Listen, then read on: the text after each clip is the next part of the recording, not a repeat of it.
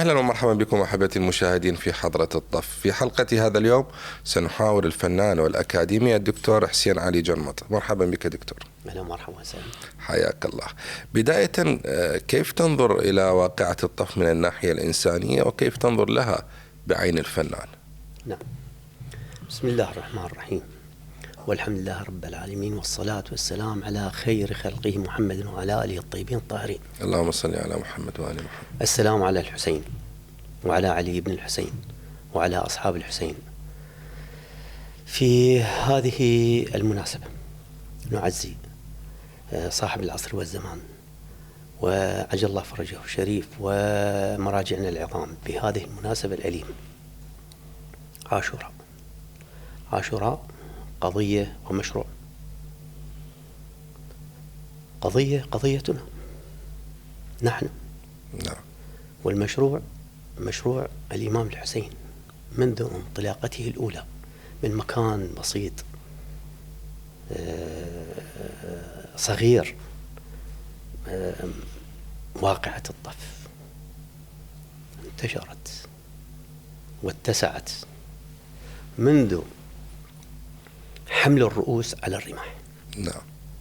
وأخذت تنتشر. هذه القضية أخذت أبعاد كثيرة رغم كل المنع والقتل وما شابه ذلك من الأنظمة السابقة، وأصبحت حقيقة واقعة. نعم. الفنان أخذ يجسد هذه القضية في لوحاته، وخاصة صراحة الخطاطين. نعم. حضرتك خطاط؟ نعم، نعم. خطاط. أنا يعني دكتوراه خط فلسفة في الخط العربي والاستقراء.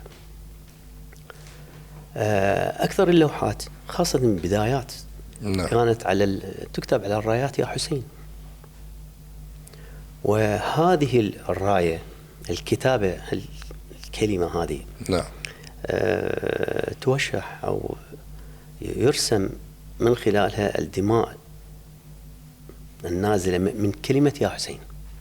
يعني الشكل والمضمون. نعم. الشكل والمضمون يتجسد بهذه، وهي راية بسيطة تعلق على البيوت أو على الأماكن المختارة.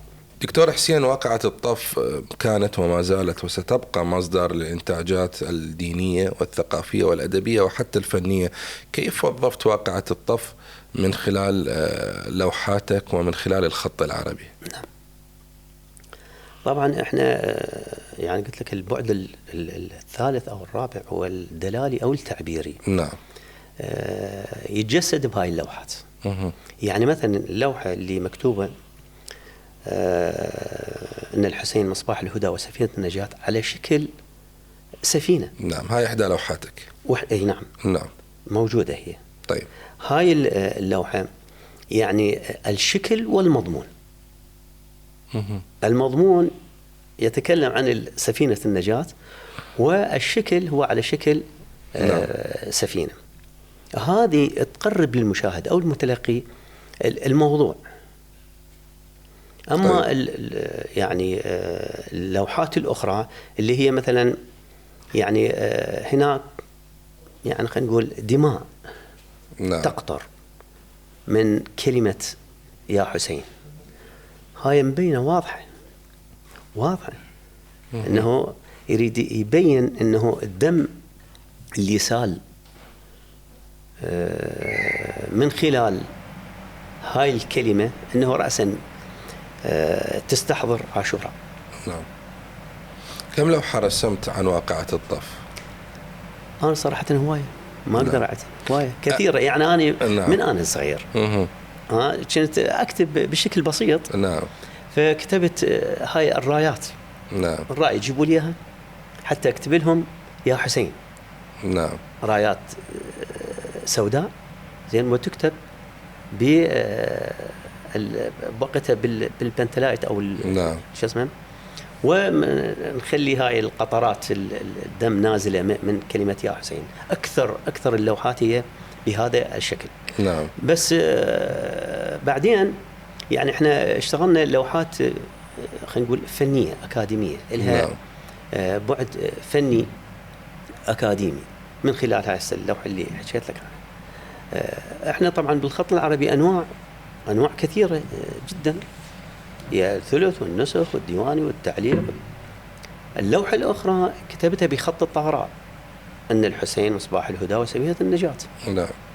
هذا يعني من الخطوط العثمانية القديمة، خط الطهراء.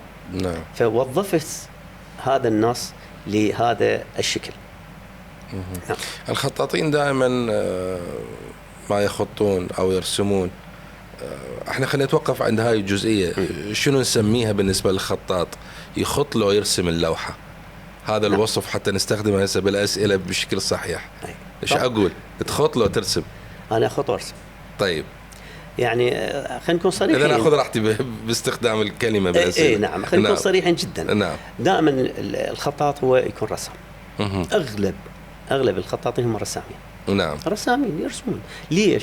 نعم. لأنه دقة الحرف، هو الحروف تكتب، وبعض يعني أجزائها يرسم. بعض أجزاء الحروف يرسم. نعم. ولذلك شوف الخطاط دقيق جدا. يعني الرسام إذا أخطأ مكان معين ممكن بلون آخر يقدر يغيره. نعم. بس الخطاط سحبة الألف أو الباء أو الجيم أو الحاء أو أي حرف المفروض تكون سحبة واحدة، ما يرجع مرة ثانية. نعم. ولذلك يكون دقيق جدا بكتاباته، لذلك يكون هو رسام. دائما الخطاطين دكتور يكونون مهتمين بالجمل والعبارات والشعارات، خاصة التي ترفع بالأحداث التاريخية مثل واقعة الطف. وبالتأكيد هنالك الكثير من الشعارات ذات العمق الإنساني والأقوال التي قيلت من قبل الإمام الحسين عليه السلام أو أهل بيته أو أصحابه، وكانت لها دلالات في بناء شخصية الفرد الإنساني حتى هذا اليوم لو تعمقنا بها. بالتالي الفنان الخطاط إن كان أو رسام يهتم بإبراز هاي الشعارات. كيف من الممكن مثلا لشعار هيهات من الذلة، هذا الشعار العظيم والعميق والذي يحمل الكثير من الدلالات، كيف برأيك حول الهزيمة العسكرية إلى انتصار رمزي حتى هذه اللحظة؟ نعم، نحن نقول انتصار الدم على السيف. نعم. هيهات من الذلة طبعا كاتبها بكثرة، يعني هواي إلها أبعاد ودلالات، يعني وظفتها بشكل تعبيري. نعم. تعبيري. أخذت منحى آخر من خلال إضافة الرسم إلى الخط. هذا يقرب المتلقي أو المشاهد لهذه الكلمة ومعناها ودلالاتها. نعم. نعم. طيب راح نستكمل أكثر بتوظيف الجانب الفني والخطي والجمالي من خلال واقعة الطف، لكن بعد هذا الفاصل خليكم ويانا.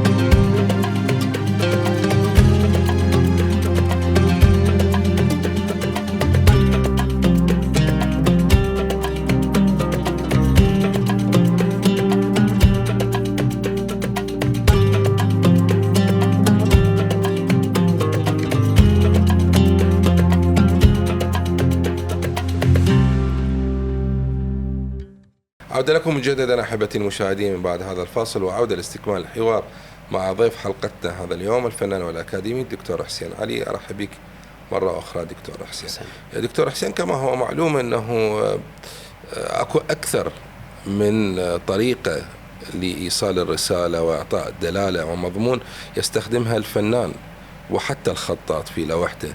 انحناءة الخط، حتى نوعية الكتابة، نوع الخط إذا كان ثلث أو رقعة أو غيرها من هذه الأمور، كلها إلى دلالات.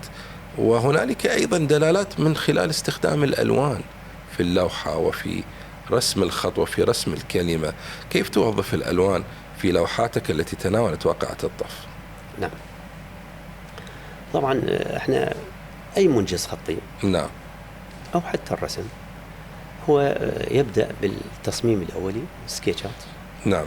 وبعدين نبدي نوظف العناصر المهمة والأساسية في اللوحة، ونبدأ بالمباشرة في إنتاج المنجز الخطي. نعم. طبعا المنجز الخطي هو صراحة أكثر المنجزات اللي كتبت عن عاشوراء. كثير. نعم. شوف هاي اللافتات والبيارق والأعلام كلها خط، كلها خط.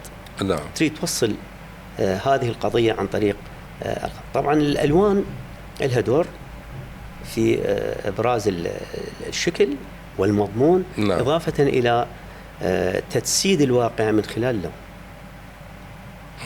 طيب، تحدثنا عن الألوان، بما أنه الألوان لها دلالة بالموضوع والرمز والرسالة، نتحدث عن الوحدة والتنوع في اللوحات التي تتناول واقعة الطف.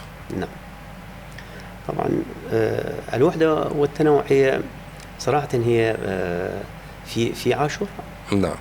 شوف، الوحدة وحدة القضية، قضية عاشوراء. نعم. شوفها بالعراق، في مصر، في سوريا، في خلينا نقول كل البلدان العربية، في أوروبا، في أمريكا، في كل البلدان هي واحدة، قضية واحدة، ولكنها متنوعة. التنوع هو جاء من خلال يعني خلينا نقول المعتقد، من خلال الدين، من خلال اللغة. نعم.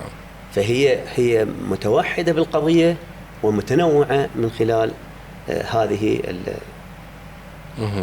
إذا ننظر إلى الفن. نعم. الوحدة والتنوع هي إحنا يعني كمنجز خطي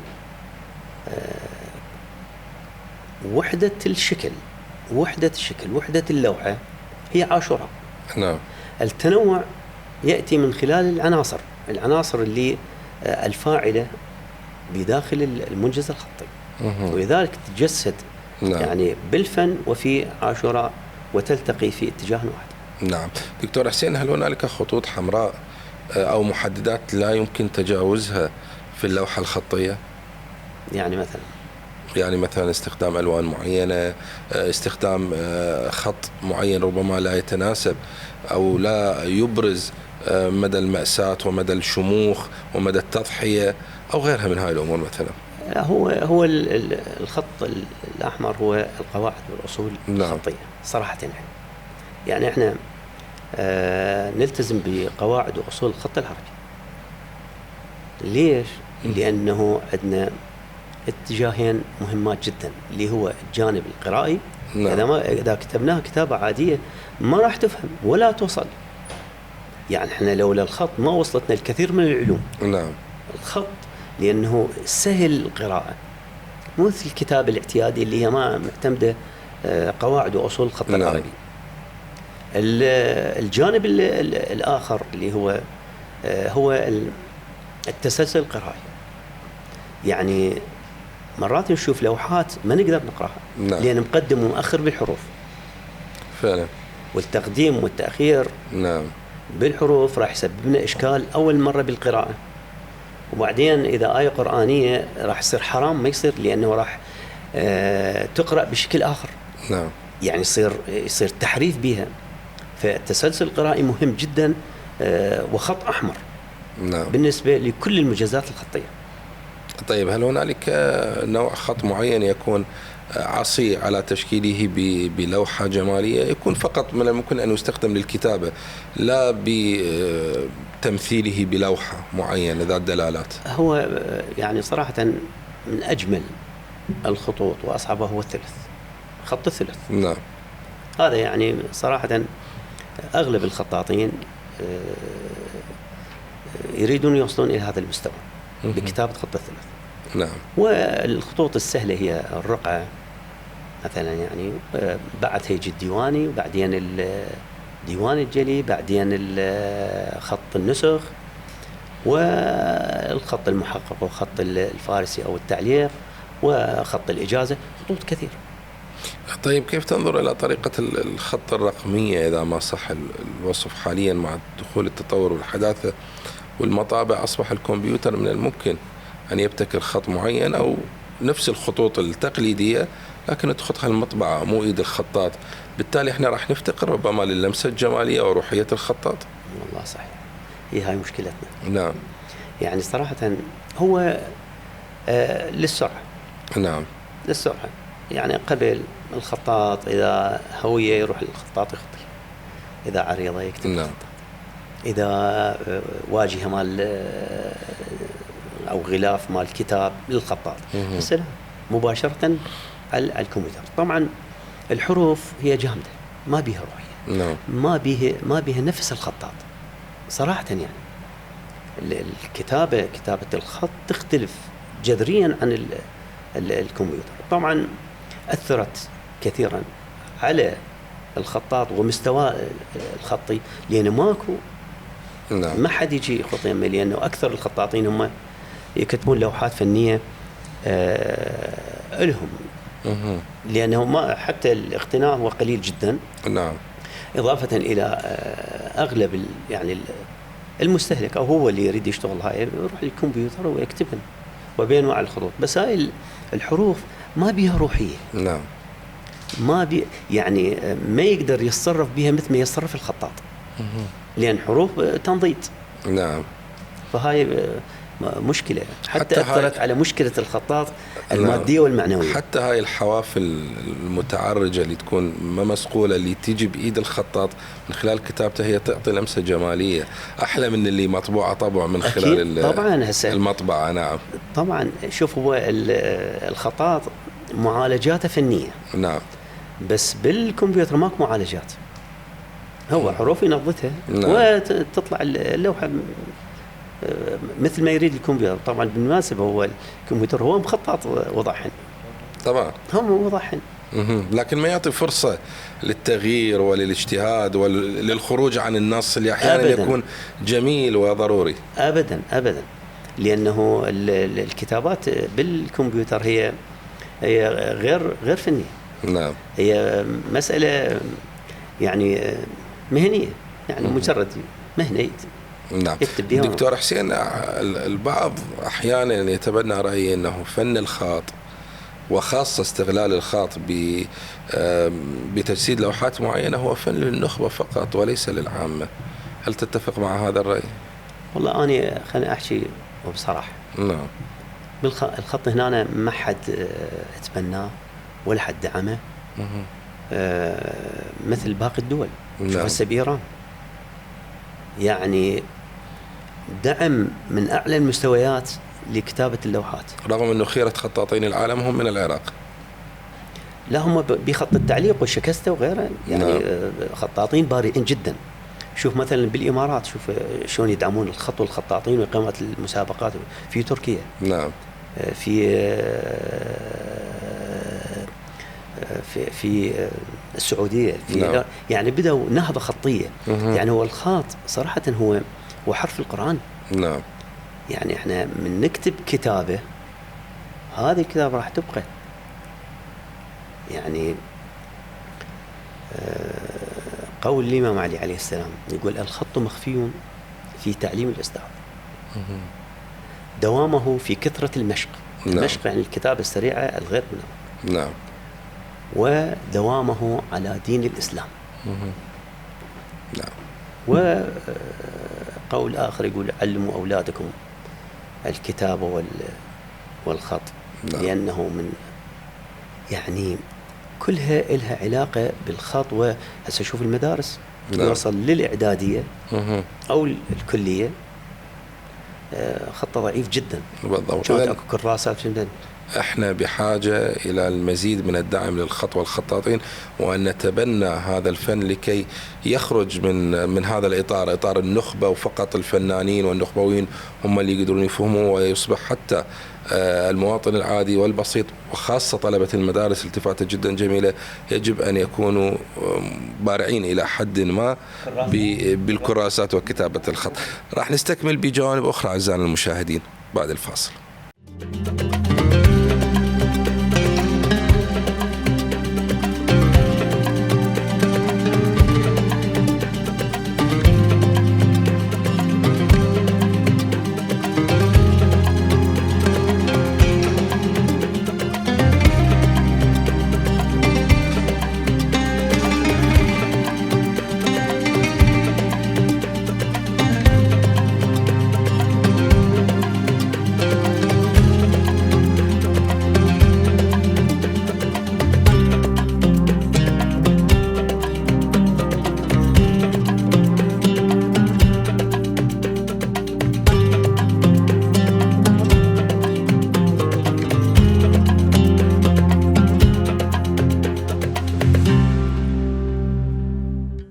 عودة لكم مجددا أعزائنا من بعد هذا الفصل، وكنا نتحدث دكتور حسين عن ضرورة الاهتمام بالخط العربي سواء على المستوى الاحترافي أو حتى تعليم طلاب المدارس بمختلف المراحل. برأيك وأنت المختص في هذا المجال دكتور حسين، ما هي الطرق الأنسب للاهتمام بالخط العربي والخطاط العراقي؟ نعم،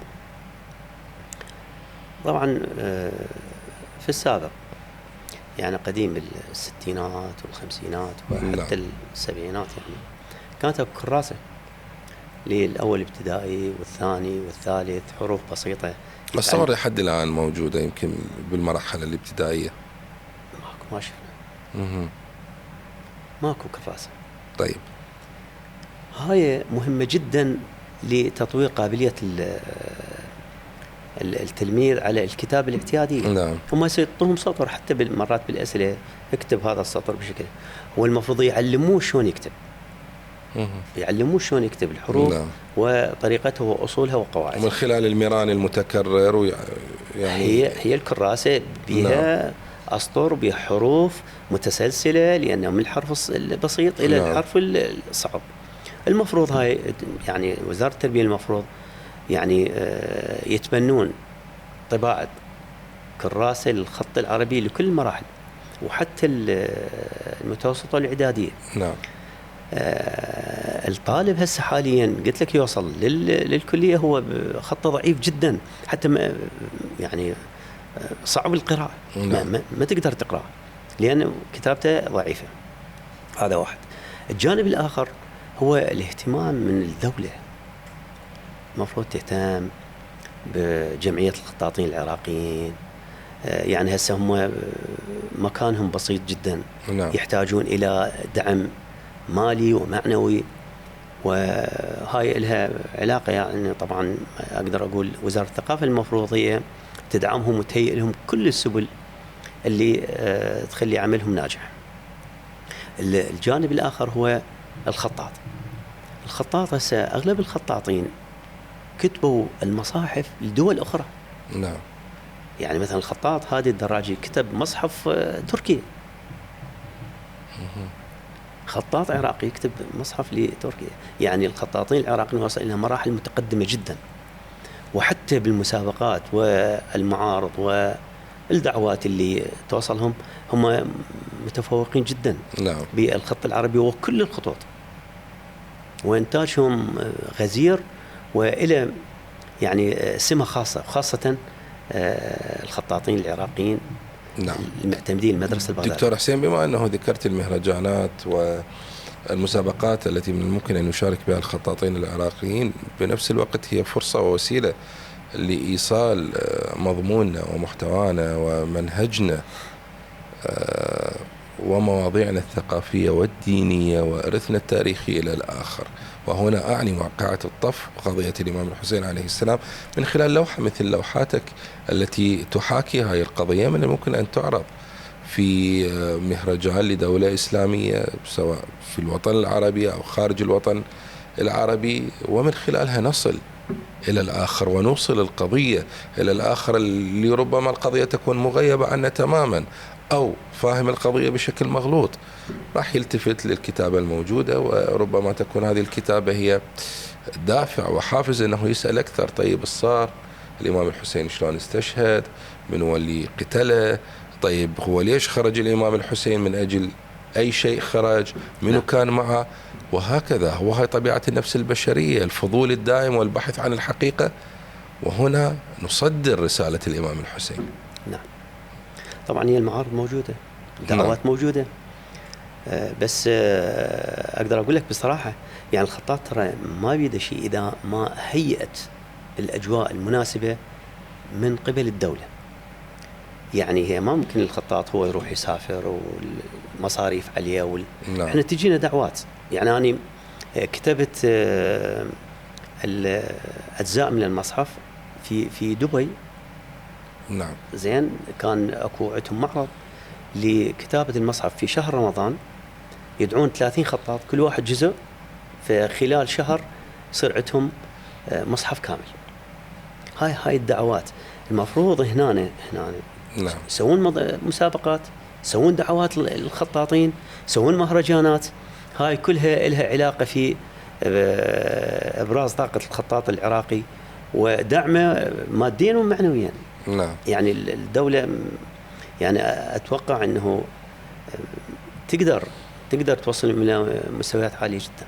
نعم. طيب دكتور حسين، اليوم اللي ما يستطيع الوصول بفنه بشكل مباشر إلى الآخر ويسوق هذا الشيء بشكل مباشر، اليوم السوشيال ميديا ووسائل التواصل الاجتماعي أصبحت نافذة ومتنفس يمكن من خلالها أن تصل بطريقة غير مباشرة، بطريقة ربما تكون غير حاضرة على أرض الواقع، بطريقة رقمية تصل بها إلى الآخر مهما كانت ثقافاته ومهما كان بعيد عنك جغرافيا.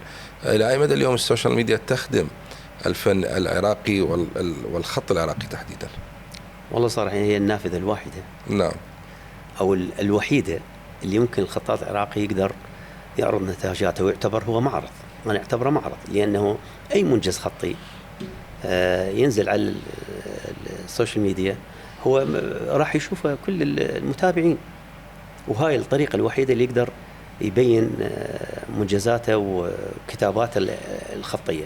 وحتى البحوث يعني أنا عندي بحوث عن الخط، عندي بحث عن الإمام علي عليه السلام ودوره في الخط العربي. نعم. يعني فهذه كلها عن طريق السوشيال ميديا صراحة. يعني نقدر ماكو غير وسيلة. نعم. يعني ماكو دعم ولاكو معارض ولاكو مكانات للعرض. ما عدا صراحة يعني العتبة الحسينية والعباسية. نعم. والعلوية أقاموا عدة معارض وجمعوا الخطاطين. نعم. طيب دكتور حسين، بصراحة هل تلاحظ أن هنالك إقبال أو اهتمام من الجيل الجديد بتعلم الخط العربي، بالحرص على متابعة مثل هكذا لوحات مخطوطة أو غيرها؟ الجيل الجديد اليوم منين من الممكن أن يستمد النصائح، وأين هو من حركة الخط العربي في العراق؟ طبعا هو الخط العربي هو منجز فردي. نعم. يعني مو جماعي مثل مسرح أو غيره. هذا يحتاج يعني وسائل، يحتاج لحبر ورق ومكان معين وأجواء مناسبة. يعني الجيل يعني هواية يعني يتمنون تكون هناك دورات بالخط العربي. جميل. يعني أكو مهتمين يريدون يتعلمون. نعم، أي كثير. نعم. بس وين هالأجواء وشون نوصل هي يحتاج لها يعني دعم مالي ومعنوي، لأنه بعدين يتخرجون يحتاجون إلى شهادات، يحتاجون إلى جوائز، يحتاجون إلى حتى تحفزه للدورة اللي بعدها. يعني تدري الخط العربي هو ومو دورة واحدة حتى يقدر يعني الإنسان يقدر يوصل، يعني يحتاج له سنين. نعم. يعني 2 3 سنوات حتى يوصل 5 سنوات إلى يعني يوصل إلى أسرار الخط العربي. طيب دكتور، الخط العربي هو أحد أنواع الفنون، وبالتأكيد هنالك دراسة أكاديمية في كلية الفنون الجميلة أو قسم للخط العربي في كلية الفنون الجميلة. حدثنا عن الدراسة في هذا القسم. نعم، طبعا قسم الخط العربي والزخرفة هو كلية الفنون الجميلة. نعم. وفي معهد فنون الجميلة، معاهد فنون، أكو معاهد في المحافظات. نعم. في النجف وكربلاء، وهنا أصور بالكسرة، ومعهد بشارع فلسطين. نعم. بها أقسام للخط العربي والزخرفة. قسم الخط العربي والزخرفة يعني صراحة هو مهتم بالخط وأنواعه، زين، إضافة إلى الدروس النظرية. يخرج بكالوريوس وماجستير ودكتوراه. نعم. يعني دراسات عليا. أغلب اللي خريجين هم أصبحوا أساتذة في معاهد الفنون الجميلة. القسم يعني صراحة من الأقسام المعروفة. نعم. في الوطن العربي هو الوحيد اللي يهتم بالخط العربي والزخرفة. يعني أكو أقسام باقي الدول هو يهتمون بتاريخ الخط. نعم. وترميم المخطوط وغيرها. إحنا لا، إحنا يهتم بتشريح الحرف في يعني بنية الحرف. نعم. وطريقة إخراجه وطريقة تكوينه، إضافة إلى التاريخ الفني للخط العربي والزخرفة. دكتور، هل جرى هنالك تحديث للأساليب أو لطرق أو لشكل الخطوط القديمة المتوارثة؟ أكو ظهرت خطوط جديدة أو اشتقت خطوط جديدة؟ هي الخطوط صراحة هي من المدرسة البغدادية. نعم. والعثمانيين أخذوها عن طريق الخطاط حمد الله الأماسي. نعم. وهذبوها وأخرجوها بشكل آخر، واعتبروها هي المدرسة العثمانية أو نعم. المدرسة حاليا التركية. بس هي أساسا هي من المدرسة البغدادية. وهناك المدرسة المصرية. نعم. الخط العربي هو قسمين. القسم الآخر بعد ما انتقل إلى المدرسة العثمانية اكتشفوا أكثر من خط، اللي هو الرقعة والديواني والديوان الجلي وخط الإجازة. نعم. هذني وخط الطغراء. هذني الخطوط هن خطوط عثمانية. نعم. أما بداياتها من بداية يعني 300 للهجرة، من عصر صدر الإسلام ولحد 950 هالشيء للهجرة، هي المدرسة البغدادية اللي اشتهرت بخط الثلث. نعم. وخط النسخ وخط المحقق. هذه الخطوط هسه اللي حتى الآن هي نسب ذهبية في قواعدها وأصولها، لا يمكن أن نتجاوزها. واحنا ايضا للاسف وقت البرنامج انتهى، وما يمكن انه نتجاوز اكثر بالحوار، رغم انه الحوار شيق وبجوانب اخرى يعني يهمنا انه نسلط الضوء عليها. شكرا لك ضيفي العزيز الفنان الخطاط والاكاديمي الدكتور حسين علي، شكرا على هذا الحوار. شكرا جزيلا لكم وللكادر ولكل العاملين في وراء الستار، ولكم ولقناتكم العزيزة. كذلك نشكر كل من تابع حلقتنا لهذا اليوم. مع السلامة.